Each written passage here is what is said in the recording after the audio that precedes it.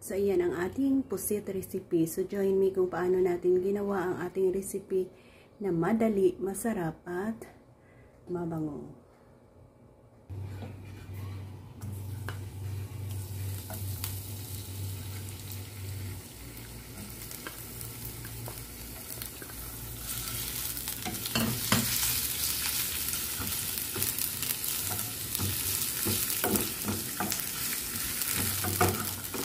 Ginger, bay leaves, itong maliliit na ito.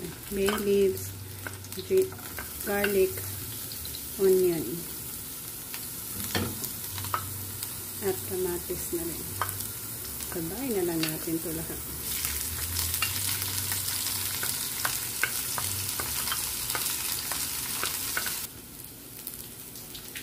Ayan, isang tali at ang kanyang dalawang tangkay. And i-add na natin ang ating maraming pusit tayo dyan.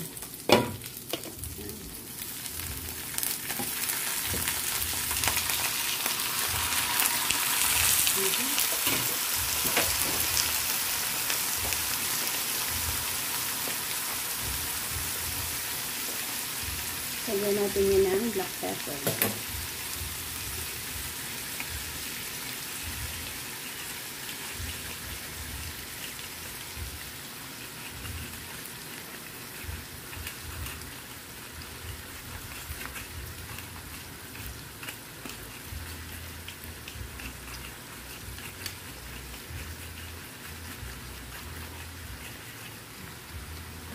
More than enough.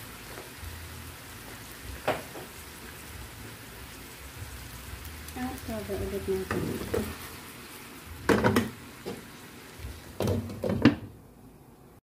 Ayan, check natin. Wow! Kulong-kulok na.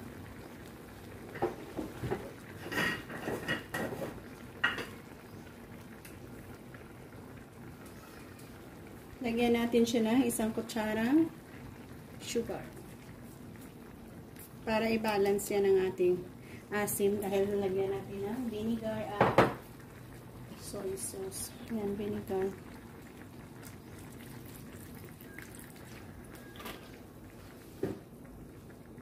Lagyan para natin ng soy sauce at asin.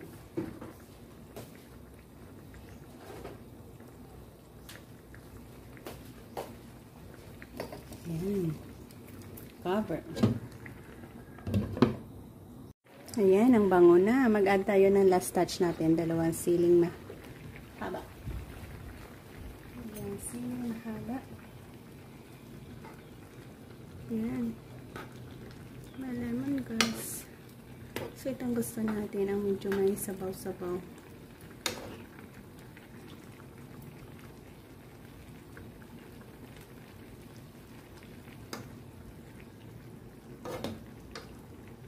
And dito na tayo mag-end.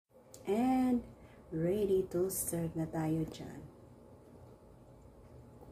Isa na namang masarap na pusit recipe or seafoods recipe ang ating ibinahagi sa inyo.